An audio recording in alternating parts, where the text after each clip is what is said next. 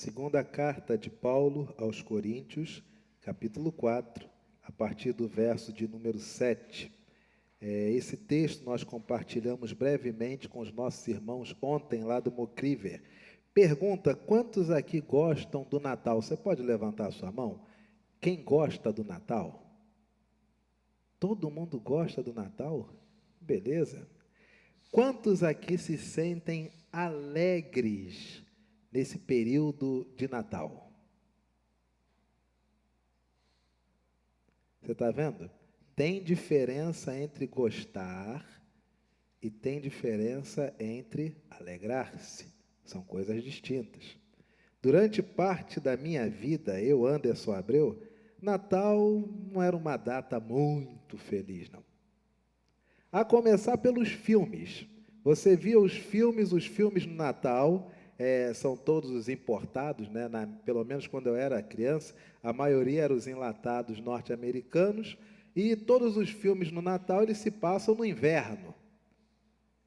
E eu aqui num calor daqueles enormes, doido para usar um casaquinho, cadê? Calorão enorme. Natal você via aquelas famílias todas reunidas, aqueles ensaios de Natal, juntavam todos os familiares. Aí você via nos filmes, eles faziam uma encenação do presépio vivo. Minha família, eu, meu pai e minha mãe. Natal tinha aquela coisa, tinha o culto das luzes na Igreja do Rio, dia 24, e depois saíam do culto para cear as famílias e demais amigos convidados. Nós nunca éramos convidados para lugar nenhum. E aí era chegar em casa, ter aquela comida maravilhosa de Natal, mas em contrapartida, todas aquelas circunstâncias acessórias, mais gente, parentes, etc., aquilo ali nós não tínhamos. Então o Natal, embora seja uma data, do ponto de vista do cristianismo, extremamente significante, todavia, do ponto de vista emocional, para alguns, não é que ela não seja importante, mas ela não traz para alguns aquela alegria que, em tese, ela deveria trazer a todos. Deu para entender o que eu estou falando? Por exemplo, você tem muitas pessoas que, nesse período, elas estão felizes porque é Natal, mas se lembram tanto de uma mãe que já faleceu, da família toda se reunia na mesa de mamãe, para comer aquelas coisas gostosas que mamãe fazia, mas mamãe nos deixou já tem tantos anos. Se lembram tanto do papai, que sempre chegava fantasiado de Papai Noel para alegrar os netos e demais crianças da vizinhança, mas papai morreu tem tantos anos. Se lembram de um avô, de uma avó. Muitos se lembram de um casamento, do momento onde estar em família era tão bom, e alguns passarão talvez o primeiro ano vivendo o divórcio, vivendo a solteirice.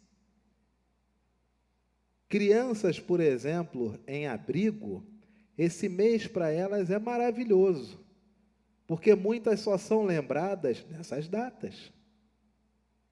Natal e Ano Novo, os abrigos fervem de gente para poder estar lá. Vai no carnaval, vê se tu encontra alguma alma fazendo a alegria das crianças abrigadas.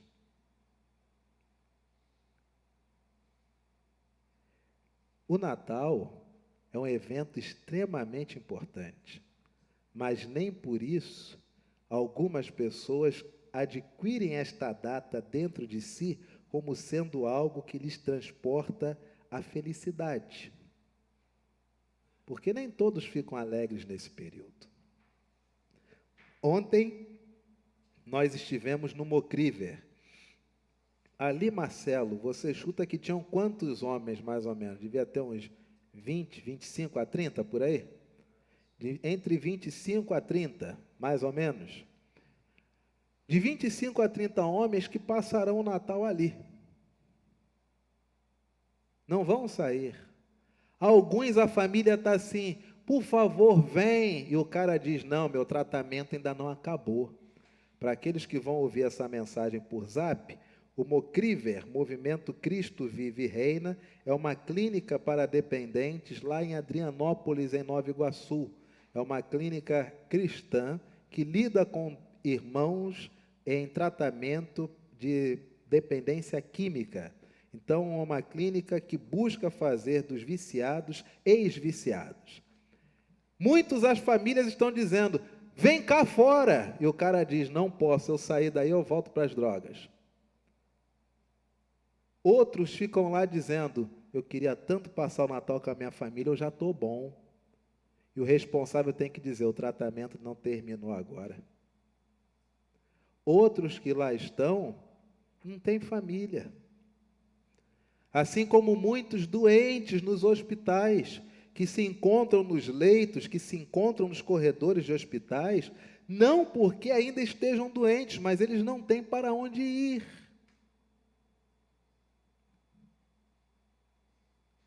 Esta é uma data que ela é muito significativa para um número enorme de pessoas, mas não quer dizer que é uma data que traz a todos a mesma sensação de alegria. E pensando muito naqueles homens do Mocríver, e pensando em muitas coisas que eu passei, e outras que cada um de nós ainda passa, nós temos duas dificuldades, aliás, uma dificuldade em lidar com dois sentimentos, que embora sejam distintos, eles, na verdade, eles nos impactam, eles nos machucam de igual forma. Dois sentimentos os quais Jesus passou, que nenhum de nós gosta de passar. Primeiro, traição. Alguém aqui gosta de ser traído? Eu tenho alegria. Minha alegria é ser traído. Desde relacionamento conjugal até mesmo a relacionamentos familiares ou relacionamentos de amizade. Ambiente profissional não vale nem a pena citar, porque, lamentavelmente, a trairagem em ambientes profissionais acaba sendo, em alguns casos, o normal da casa. No trabalho, deixou o computador aberto, meu amigo.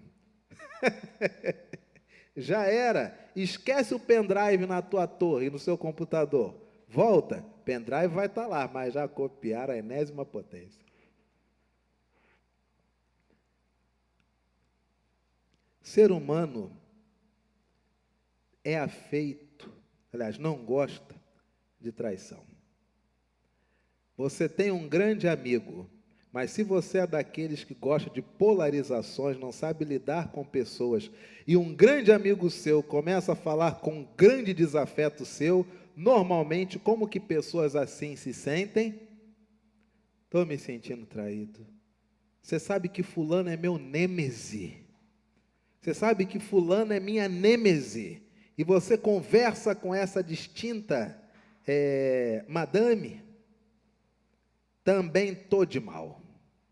Há pessoas que são assim, ainda que adultos, né, do ponto de vista biológico.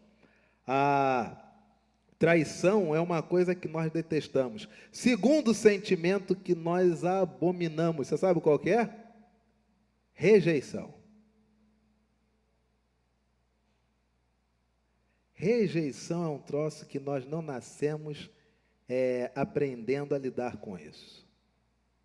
Você aprende como que isto não te afete, mas nada te deixa incólume a sensação de sentir-se rejeitado.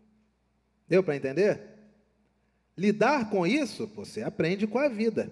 Ora, até pelo público que nós temos aqui, uma média, aí, uma faixa etária de 40 anos, você não aprendeu a lidar com essas coisas no seu dia a dia, por isso que a vida está te batendo tanto. Agora, a sensação, o ato de sentir-se rejeitado, é um lance que você não evita, não tem para onde correr.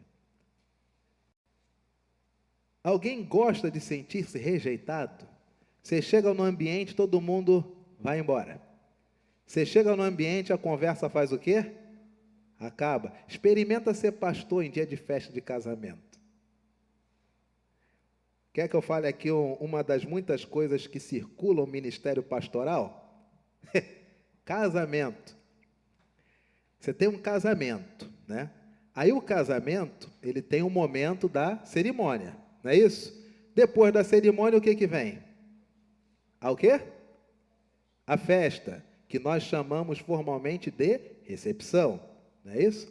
Tem casamentos e tem casamentos, tem recepções e tem recepções, mas boa parte dos casamentos, onde se misturam crentes e não crentes, etc. e tal, a bebida é liberada. Aí o pastor é o seguinte, quando você é pastor, você vai num ambiente desse, você chega para o casamento, todo mundo diz, ô pastor, por favor, por gentileza, ó, é ali que vai ficar noiva, é aqui que não sei o quê, só quer que mexa alguma coisa, só quer que isso, que seja aquilo, quando você é conhecido. Quando você não é conhecido, a cerimonialista manda em você até dizer chega. Quando termina a cerimônia, agora pode beijar a noiva, os noivos receberão os cumprimentos ali à frente, no salão de festa. Beleza. Vai todo mundo para lá. Aí as pessoas chegam para você, te cumprimentam, oh, que bom sermão, que bom sermão, que bom sermão, que boa palavra, que bom sermão, que boa palavra. Beleza. E você senta ali com a sua família, está tudo certo. Aí com o tempo você começa a perceber que o pessoal fica assim...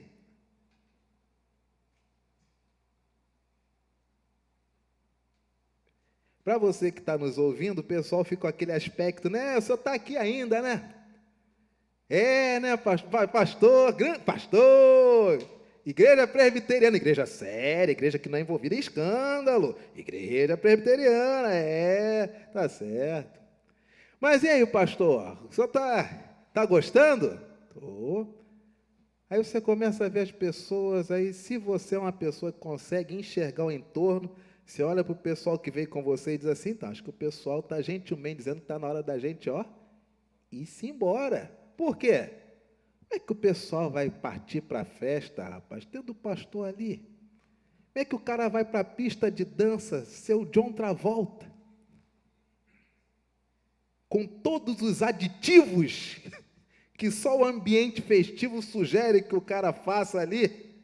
O pastor está ali, rapaz. Então, se um dia você for ordenado ao ministério pastoral, saiba o seguinte, seu prazo de validade é até o pode beijar a noiva. Depois disso, o pessoal fica 20 minutos com você no rema-rema, já fazendo o seu carreto. Vá-te embora, porque daqui a pouco você sabe como é que é, né? E se você for pastor, nem faça uma brincadeira assim, então nos vemos amanhã na igreja, na escola dominical. Nem toque nesse assunto, para não trazer um constrangimento este que o pessoal vai fazer o quê depois? Vai ter que afogar as mágoas. Porque eu não poderei ir amanhã, que pena. Aí você colabora para o porre. Não faça isso. Dentro desse contexto de vida pastoral e tanta coisa que você vê, você lida com tantas pessoas tristes, alegres, tanta gente que no mês de dezembro se torna muito reflexivo por conta da data. Alguns será o 1º de dezembro sem talvez um dos familiares. Sabe o que a Bíblia diz? Que a Bíblia nos ensina? Em tempos onde nós sentimos que o nosso estado de espírito está um pouquinho para baixo. Isso é natural, tá, gente? Tem crente que se pune por estar triste. E vive isso um processo, um círculo vicioso.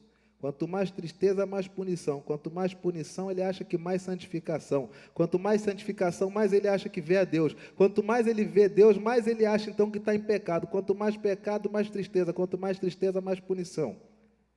Mas se você é uma pessoa sadia, normal, sóbria, no sentido da sua própria saúde, dos seus relacionamentos, nem sempre a gente está bem, não. Faz parte da vida. Essa ideia de que tem que estar bem o tempo todo, isso não existe. Você tem que identificar o que te deixa triste, é diferente. Você já consegue identificar, por exemplo, quando a sua tristeza é tão somente por conta de uma questão biológica? Você acorda não se sentindo bem. Por quê? Não tem nada de estranho, está tudo igual. Mulher te ama do mesmo jeito, marido te ama do mesmo jeito, você está empregado. Milagrosamente, você foi na internet, as notícias não te abalaram. Mas é só um descompasso químico. É aquela coisa que botando a cara na janela, tomando um banho, tomando um café, a vida volta ao normal. Mas se o indivíduo fizer disto uma forma de espírito, ele fica o dia todo sentindo-se triste. Lembre-se, Não estamos falando de processo depressivo. Tristeza é uma coisa, depressão é outra coisa. Se você tão somente acha que tristeza não combina com ser discípulo de Jesus, tristeza é uma sensação inerente a quem está vivo. Muito mais comum e simples do que um processo depressivo, são coisas distintas. Mas, lamentavelmente, hoje o indivíduo se encontra triste, ele não pode nem curtir, absorver a tristeza, porque já acha que é o quê? Depressão. A palavra do Senhor diz: temos, porém, este tesouro em vasos de barro. Segunda carta de Paulo aos Coríntios, capítulo 4, a partir do verso 7. Temos, porém, este tesouro em vasos de barro, para que a excelência do poder seja de Deus e não de... Coisa mais linda que Paulo fala aqui, olha que coisa linda. Nós temos este tesouro, ou seja, o Evangelho, o próprio Cristo, nós temos esse tesouro em vaso de barro. O próprio Cristo, o próprio Evangelho estão no nosso corpo. Nós somos vasos de barro, nós somos aqueles que a vida é moldada pelo oleiro, que é o próprio Senhor. Se você vê a sua vida como algo definitivo e estagnado, você não percebeu ainda o Evangelho. Porque no Evangelho, meu amigo, você é um vaso nas mãos do oleiro. No Evangelho você está sempre mudando. Você está sempre se conformando à imagem de Cristo. No Evangelho você nunca estagna. Você sempre modifica-se, sempre aperfeiçoa-se, sempre se torna mais a imagem e semelhança de Deus. E por que que este tesouro está em nós? Para que a excelência do poder seja de Deus e não seja de nós. Em tudo nós podemos ser e somos atribulados. Mas desta tribulação que nos acomete, nós não fazemos dela um estágio angustiante. Aprenda isso. Não transforme a sua tribulação em angústia. Não faça daquilo que te atordoa um estado de espírito cuja angústia seja constante. Tem que separar as coisas. Tem que enxergar a vida como uma existência feita de momentos. E que momento é o momento que você vive? Hoje. Ele é bom ou é ruim? Não importa. Sabe por quê? Porque ele só é um momento.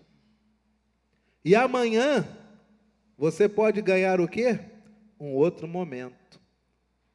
Isso é a vida. A vida é feita disto. Por isso a palavra do Senhor diz: não permita que as tribulações transformem você em uma pessoa que vive em estado angustiado. Está sempre angustiado, sempre angustiado. A vida é uma angústia constante. É daqui, dali, do lado, do que, sempre angustiado. Não faça isso. Tribulações vêm para todos nós. Mas não faça disso um estado de angústia. Muitas vezes, em tudo podemos até ficarmos perplexos. Você olha algo que você diz: meu amigo, eu não estou acreditando nisso. Eu não consigo entender que isso sequer existe e aconteceu. Você fica estarrecido. Uma coisa que ainda me estarrece, pasmem, são os níveis de ingratidão da existência humana. E você, talvez, como indivíduo, o tempo inteiro olhe coisas que te deixem estarrecidos, te deixa perplexo. Você fica literalmente sem chão. Ele diz assim: caramba, e agora? Faço o quê? Quem é meu amigo e não é? Com quem que eu estou casado e não estou?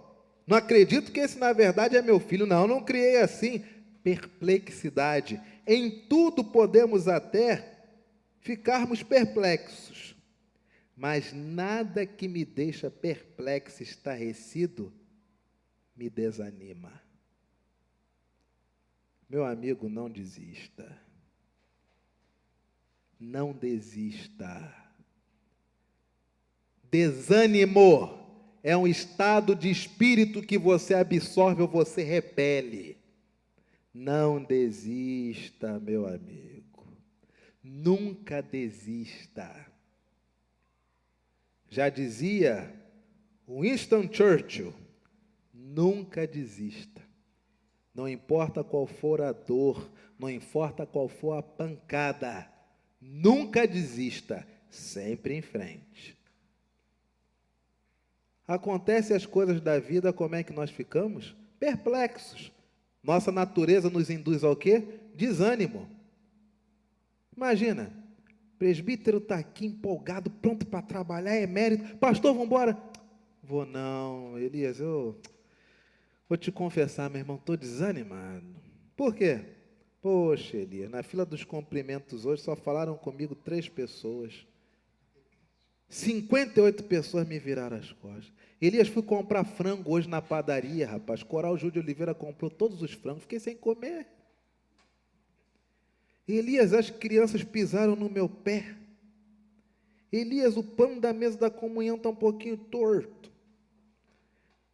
Elias, a água que eu fui beber aqui agora há pouco ainda era da manhã. Meu irmão, estou desanimado. Desânimo. Desânimo. Não vou mais fazer as coisas com o mesmo fervor, porque briguei com o marido, briguei com a esposa, briguei com o filho, salário diminuiu, salário aumentou, imposto aumentou.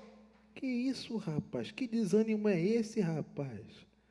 É para tomar banho, tomar um café, botar a cara no sol e partir para a vida, meu irmão. Desânimo?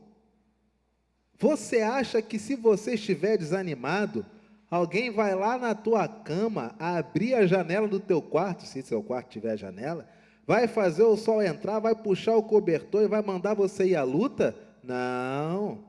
Saiba de uma coisa, há pessoas que lucram com o seu desânimo. Há pessoas que ganham vendo você desanimado. Desânimo. Risque essa palavra do seu dicionário.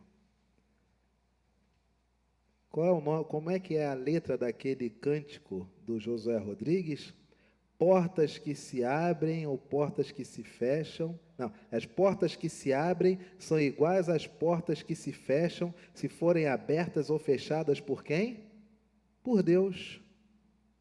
Uma porta se fechou, mas quem fechou? Se foi Deus, meu amigo, agradeça, porque é igualzinho uma porta que Deus abre.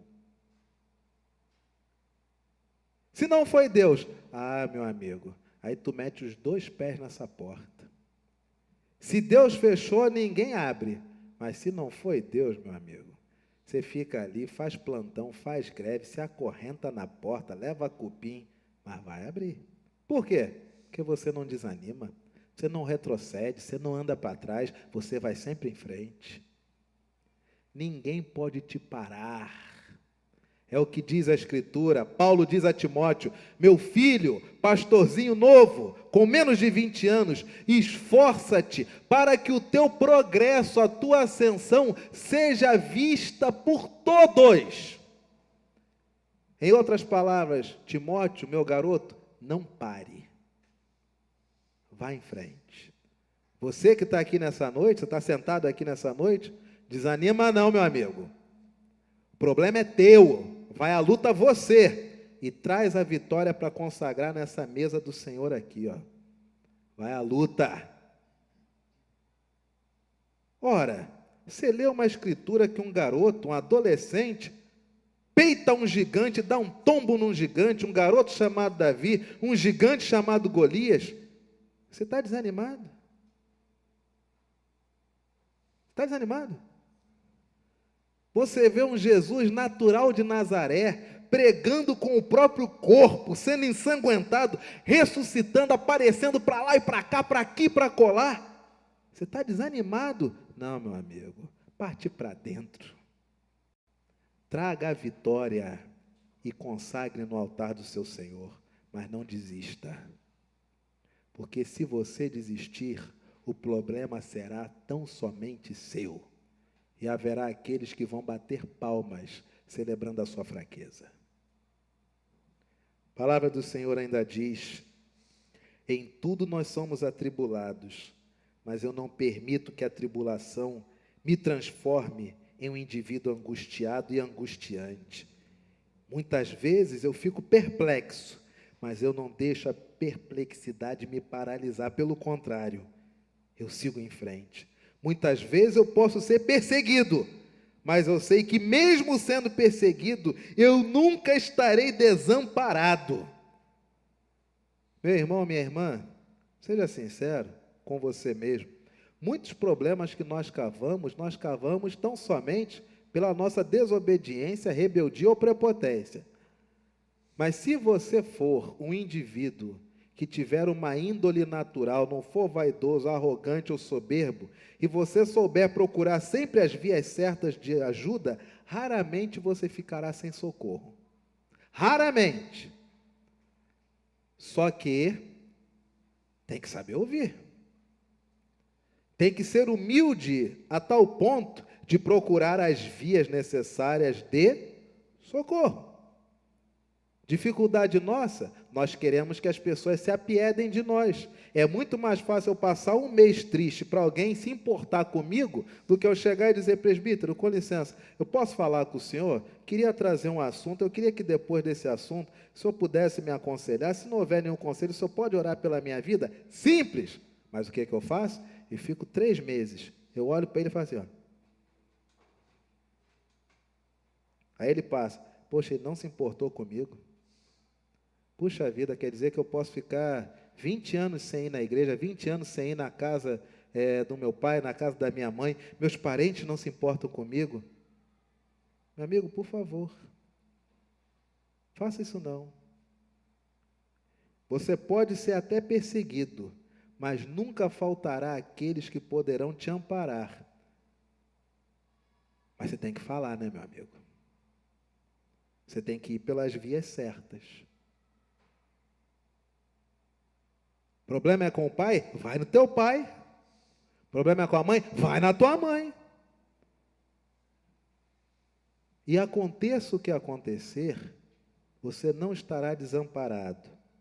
Só que, dificuldade nossa, nós queremos que as pessoas se importem conosco. E nós achamos que as pessoas nos devem ajuda. Ninguém nos deve ajuda. No Evangelho, as pessoas nos devem amor. Ajuda, só se puderem ajudar. A palavra do Senhor ainda diz: em tudo somos atribulados, mas não deixamos a tribulação nos deixar em estado de angústia. Muitas vezes eu me estarreço, fico perplexo, mas eu não fico paralisado com esse estarrecimento e não desanimo, pelo contrário, eu vou em frente. Muitas vezes eu posso ser até perseguido, mas mesmo em meio à perseguição, sempre há aquele braço estendido que não me desampara. E muitas vezes, como eu posso me sentir abatido? Como às vezes não dá vontade de botar a cara na janela? Como às vezes você vê as pilhas de contas se avolumando e você diz: meu amigo, vai ser osso. Quantas vezes você diz: caramba, como é que eu vou terminar o dia de hoje? Tamanha essa tristeza, essa dificuldade. Quantas vezes você perde a fome? Tamanhas coisas que te deixam chateado. Quantas vezes você perde a sobriedade da sua alma e fica em constante briga com você mesmo a tal ponto que esse estado de espírito te cansa e você se abate do tanto pensar. Quantas vezes você está assim, parece que só o osso, em profundo estágio de abatimento, querendo ficar recluso, querendo receber qualquer filete, não de esperança, mas pelo menos o silêncio, para ver se a vida te esquece. E se a vida te esquecer para você, você acha que merece um brinde. Porque tudo o que você quer não é a morte, mas é somente a ausência das circunstâncias. Sabe o que a Bíblia diz para você? Isso pode acontecer conosco. Em tudo nós podemos ser abatidos, mas nenhum abatimento te destrói. Nenhum abatimento te esmaga. Nenhum abatimento te reduz a pó. Você está abatido? Curta, no sentido de que este abatimento vai exercer o seu tempo normal. Mas não congele a sua vida achando que esse abatimento será algo eterno. Você pode estar abatido, mas saiba de uma coisa, você não está destruído. Você pode hoje estar profundamente acabado, mas você não está destruído não, meu amigo. Aproveite esse estado de abatimento para se manter apenas respirando. Porque quando esse abatimento passar, você vai perceber que você continua vivo. Do mesmo jeito que você sempre viveu, respirando uma respiração de cada vez. Você continua vivo. Passado o período de abatimento, as pessoas continuarão as mesmas. Os problemas também continuarão os mesmos. Mas o abatimento passará. Por quê? Talvez você se veja hoje dizendo, eu estou morto. Você não está morto ainda não. Dê-se ao luxo de dizer apenas, estou abatido, mas não estou destruído. Levando sempre no corpo, olha isso aqui, leamos todos juntos, Tijuca, uma só voz. Levando sempre no corpo o morrer de Jesus. De novo, levando sempre no corpo o morrer de Jesus. Para quê?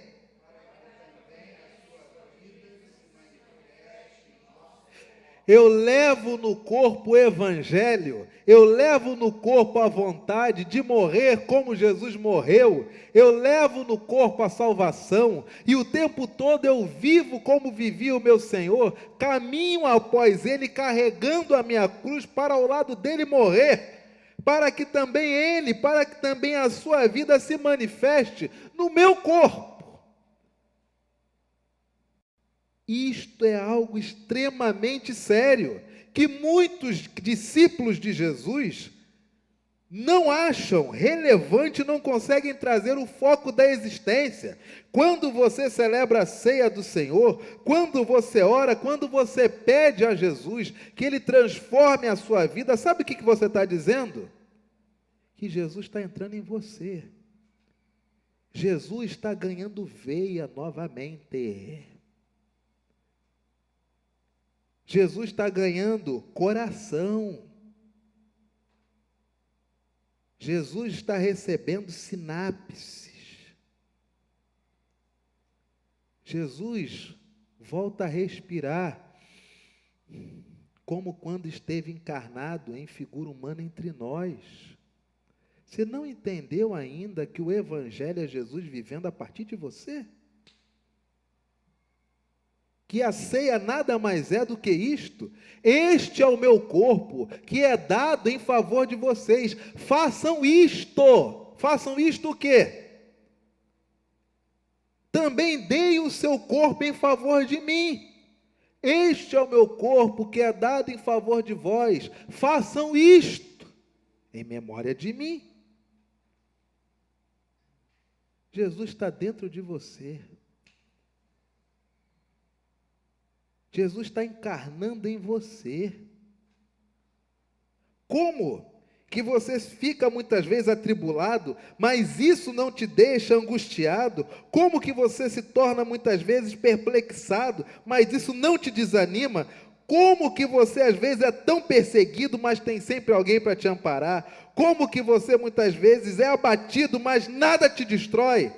Porque Cristo está vivendo dentro de você. E Cristo todo dia vive e encarna e se materializa cada vez mais, tão somente se este for seu foco na vida. Porque se este não for seu foco na vida, aí, meu amigo, viva o cristianismo. duvidando se é salvo, perguntando quem vai para o céu, querendo saber, afinal de contas, como surgiu o diabo, querendo saber se o Espírito Santo também estava na criação, se o Espírito Santo mora no coração ou se mora no cérebro. Aí você é um cristão.